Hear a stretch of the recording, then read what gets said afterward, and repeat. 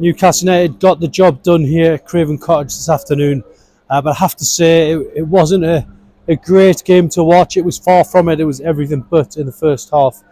Newcastle United did not look like the team that charged to the top four last season, that has to be said.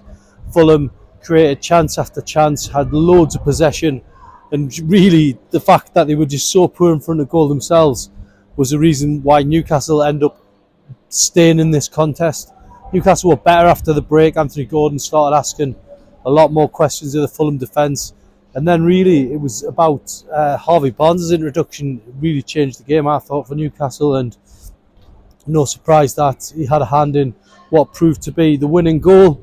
Before that, we'd had more VAR drama as Fabian Schär was denied a winning goal.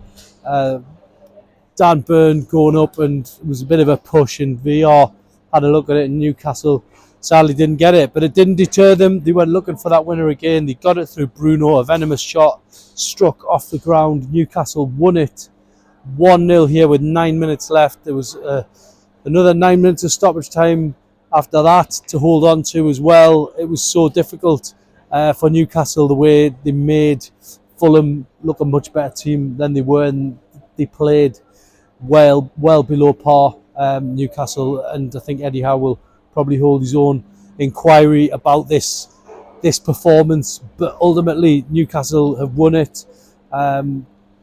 It wasn't a routine win by any stretch of the imagination, but if they can get into the routine of winning in the last 7-8 games of this season, then that European place could be theirs. They needed to win this today. West Ham won at Wolves, and that would have made it very difficult. So Newcastle needed to win this. They've done it.